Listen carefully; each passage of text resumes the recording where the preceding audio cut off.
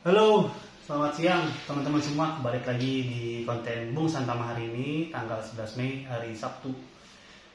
Hari ini gue ada sedikit berbeda ya, mungkin kalau kalian yang ngikutin konten gue. Ya, gue hari ini ada konten bareng sama adik gue, yaitu Bro Iqbal.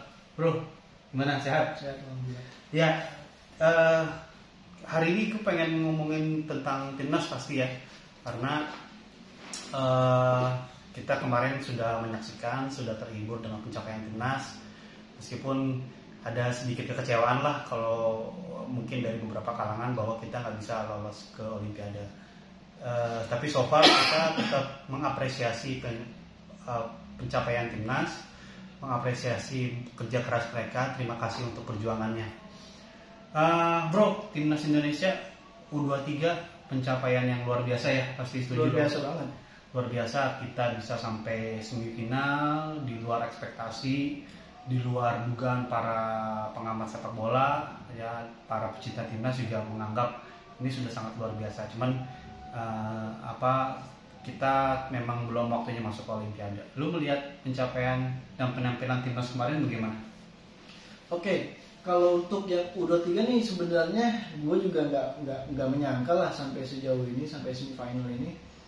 Pertama gue melihatnya U23 itu kan pemain-pemainnya sudah banyak yang dimainkan di senior, karena menariknya kenapa kita pro kepada Sintayong, karena Sintayong ini berani, STI itu berani banget untuk memangkas dua generasi ya, generasi umur 25, generasi umur 30. Jadi gue rasa mungkin di awal-awal ini gue ngomongin STI dulu ya. Mungkin di awal-awal STI ngelatih timnas memang kelihatan ya aneh, kayak kelihatan yang masih berantakan banget gitu. Yeah. Karena memang pemain-pemain baru semua, muka-muka baru semua, muka-muka pemain muda potensial yang tahu-tahu langsung sempat dianggap remeh juga. Tuh. karena belum ada pengalaman. Jadi menurut gue kita bisa ambil hasil-hasil oke dan hasil-hasil terbaiknya itu di saat ini gitu. Lama juga kan ya, hampir 3 tahun lebih kan. Lalu kena COVID satu tahun. Ya itu kan juga lebih sulit lagi untuk ngelatih gimana caranya. Jadi hikmahnya mungkin yang bisa kita dapat adalah memang kita harus berproses gitu. Dalam hal apapun, seperti yang dilakukan saya, dia pertama berani loh memangkas itu, kedua mencoba melihat roadmap timnas Indonesia sejauh mana dan apa aja turnamen yang bakal ditargetkan ikut. Akhirnya kan tercapai juga kan, masuk ke Piala Asia U20, Piala kualifikasi Piala Dunia juga akhirnya masuk. Tadinya kan sulit. Terus kualifikasi Piala Asia yang senior juga kan akhirnya masuk. Jadi 17 tahun ya. Menurut gue gini, jadi di U23 ini kita memang, kalau gue pribadi nggak mengekspektasikan sampai sejauh ini, tapi ternyata memang hasil yang gue bilang itu hasil daripada kesabaran dan proses yang saya lakukan terjadi gitu. Sekarang siapa yang sangka sih bisa sampai semifinal kan? Dan menurut gue ini sangat-sangat baik kedepannya untuk progres di perjalanan kualifikasi Piala Dunia 2026 ya. Di 2 laga terakhir di ronde keempat ini, lawan Irak sama lawan Filipina. Jadi gue pikir kita punya peluang untuk masuk ke fase terakhir lah, fase terakhir dengan level lawan yang berat pasti di Asia ya. Karena kan kalau kita nggak sampai lebih dari nggak bisa sampai runner up di fase ketiga, kita bakal masuk fase keempat sampai ke fase ketemu playoffnya lawan zonanya wakil CONMEBOL segala macam gitu. Jadi buat gue Piala Asia U23 ini sangat menggambarkan kualitas tim nasional Indonesia senior, dalam artian karena sebagian besar 85% senior. Betul. Jadi buat gue optimismenya masih ada banget lah. Dan gue lihat kualitas penampilan timnas U23 kemarin juga bagus lah, secara keseluruhan bagus kok. Karena kan kita harus lihat dari sisi lain daripada apa yang sudah dicapai gitu. Kita sudah melewati target kok, lolos fase grup tentunya 8 besar. Lalu Kita di luar itu semua ternyata STY punya target pribadi sendiri sampai semifinal kita bisa nih, walaupun dia harus lawan tim dari negaranya sendiri gitu. Dilematis pastinya. Dan itu semua di luar ekspektasi kita kok. Jadi buat gue kita tidak sampai bisa masuk ke Olimpik ya. Buat gue kalaupun kita masuk ya itu bonus lah gitu. Bonus kerja keras, bonus daripada apa yang sudah dilakukan STY dan teman-teman di lapangan gitu. Sejauh ini sih ya sejauh ini clear kita sesuai dengan ekspektasi ya. Oke.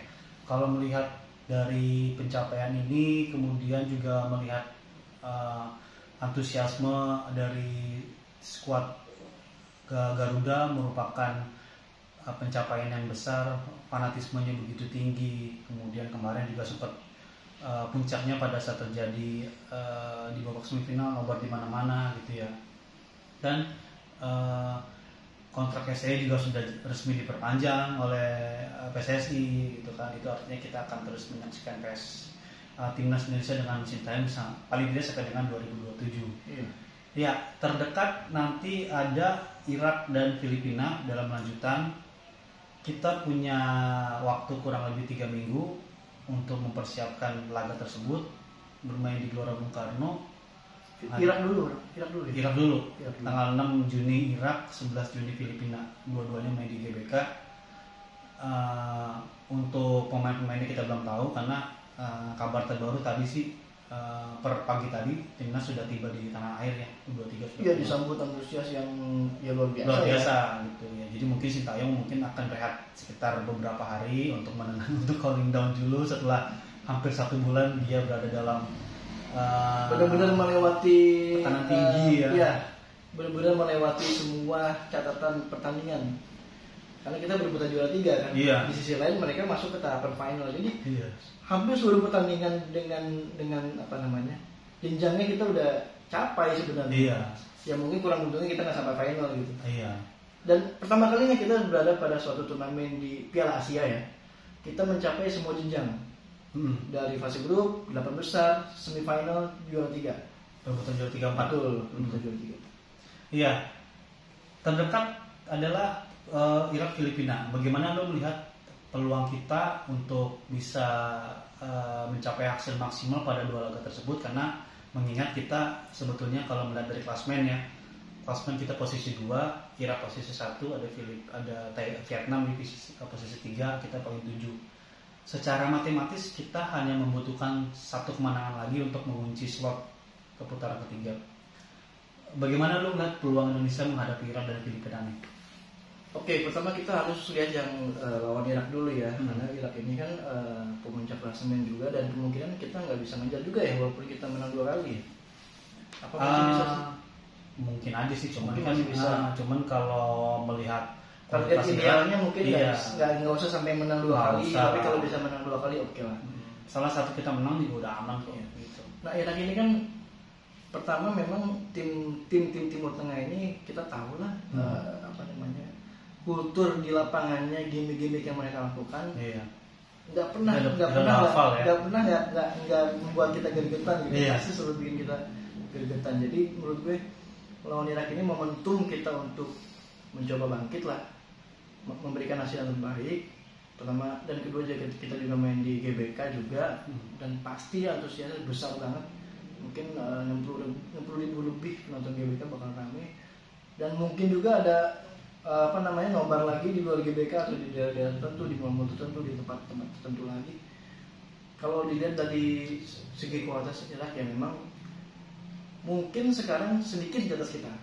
Jadi karena kita punya kabar baik juga, ada beberapa pemain-pemain diaspora kita yang nambah lagi yang posisinya untuk memperkuat timnas. Jadi menurut gue sih kita bisa lah untuk kita punya peluang ya untuk berbuat lebih jauh, untuk minimal bisa dapat 1 poin lah ya dari Irak. Ya 1 poin kalau bisa, maksimal kita bisa memenangkan laga di laga itu, karena itu sangat mempengaruhi potensi kita untuk lolos. Terus lalu kalau melawan Filipina kita harus lihat lagi, Filipina ini juga sebenarnya juga banyak kok pemain-pemain keturunannya, pemain-pemain diasporanya, pemain-pemain Portugal Filipina lah, atau ya kita semua tahu lah keturunan itu ya.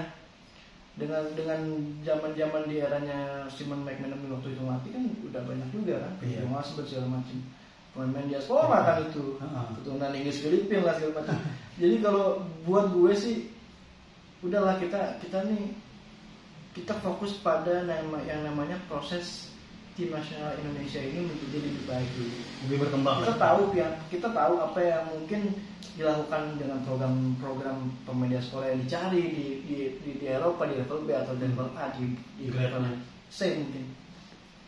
Kan kita juga punya target besar kepada STI. STI itu kan mahal. Kita nggak tahu lah dananya, biaya STI itu berapa. Tapi STI itu lebih mahal. Jadi kalau STI mau minta ini mau minta itu, ya kita harus kasih dong. Kalau dia mahal dia minta sesuatu, karena dia juga punya tanggung jawab. Gue mahal nih, gue dibayar dulu, jadi gue punya tanggung jawab untuk bisa memenangkan sesuatu. Iya.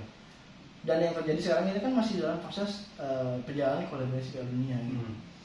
Jadi ada kewajaran menurut gue kenapa kita kok gembar-gembor di pencarian pemain diaspora. Tapi yang menariknya kan kita mengambil pemain diaspora itu yang lebih ke satu darah lah, ada keturunan entah orang tua atau dari kakek neneknya. Nah, dan mayoritas pemain kita yang diaspora juga kan pemain-pemain yang muda dan potensial gitu. Jadi mereka masih sangat-sangat berpotensial. Iya. Ditambah lagi mereka juga bermain di sana, mereka juga tetap pada kondisi yang seperti di sana, cara mereka berlatih, cara mereka melihat permainan. Itu yang kita nggak punya di Liga 1. Iya. Itu cara mereka build up serangan, cara mereka play on the game di tengah, cara mereka untuk men-stop bola, itu kan harusnya kita pelajari dan kita jadikan contoh lah. Kembali ke Filipina, harusnya sih kita bisa memaksimalkan laga lah di GBK. Karena melihat dari yang kita punya amunisi yang lebih bagus, ada Martin Paes, ada mungkin materi pemain juga berbeda dengan ada yang match pertama. Atau satu lagi siapa gue? Kevin Payne ya. Ya itu juga mungkin kita harusnya sih kita bisa maksimalkan laga lawan Filipina. Walaupun Filipina juga ada darah campuran juga, tapi menurut gue sih kualitasnya masih di C ke bawah lah. Iya. Kita masih potensial sekali sih untuk lolos. Kita juga harusnya pada saat main di Filipina bulan November lalu bisa menang. Harusnya bisa memaksimalkan ya. Misalnya nanti kita hanya bisa seri ya, jadi. Iya. Cuman ya sudahlah, itu jadi pengalaman. Sebenarnya dari head to head yang melawan Vietnam di GBK dan di Hanoi juga, itulah gambaran pemain-pemain kita dengan campuran Liga 1 dan diaspora gitu. Kualitasnya di situ. Iya. Nah, ketika kita nanti lawan tim nasional Irak, kita bisa lihat lagi hasilnya. Setelah lihat hasilnya baru kita bisa lihat kualitasnya gitu. Jadi memang harus dicoba dan diuji. Iya. Jadi memang pastinya kita tetap punya peluang ya. Peluang tetap ada, apalagi kita main di hadapan publik sendiri. Sobat Pengusaha sama kita bermain di GBK dan mungkin bisa dipastikan nanti akan full house ya. Akan full di GBK 60-70 ekspektasinya masih sangat tinggi. Iya, akan bisa full mudah-mudahan, jadi bisa total mendukung timnas. Dan gue tadi pagi dapat info terbaru bahwa nanti timnas U20 akan mengikuti turnamen di Prancis katanya. Turnamen kayak semacam turnamen Tulun Cup. Jadi kayak Tulun cuma namanya Marcelino gitu. Timnas U20 itu yang dari Garuda Select sebelumnya? Yang Indra Safri coachnya. Nanti coach Indra Safri yang megang. Jadi ini juga rangkaian persiapan untuk Piala AFF ya. Jadi nanti sekitar bulan Juli ada Piala AFF U19, rencananya akan bermain di Surabaya. Nah kemungkinan nanti yang turun adalah pemain-pemain dari U20 ini. Gitu. Nah tim Indonesia U20 mengikuti turnamen tersebut yang nanti dipimpin oleh Coach Indra Safri. Itu. Jadi optimis ya Indonesia bisa terus berkembang ke depannya. Kita harus mengedepankan mindset kita nggak boleh kalah di lapangan dulu. Kita tahu kalau kita besar gitu, kalau kita kuat, tapi kita harus tanamkan mindset ya kita di sini kita masuk ke lapangan untuk menang, bukan untuk kalah, bukan untuk imbang. Iya, setuju banget. Jadi timnas Indonesia masih akan terus terbang tinggi lagi, masih banyak turnamen-turnamen kedepannya yang akan dihadapi. Jadi untuk sobat timnas Garuda jangan menyerah, jangan lupa untuk terus dukung ya timnas Indonesia. Oke, thank you bro. Sama-sama. Kita selesai untuk sampai di sini obrolan kita. Nanti kita akan ketemu lagi konten berikutnya. Terima kasih setelah menyaksikan. Jangan lupa di komen, like, and subscribe di konten channel Bung Santama. Thank you for watching. Selamat siang. Assalamualaikum warahmatullahi wabarakatuh.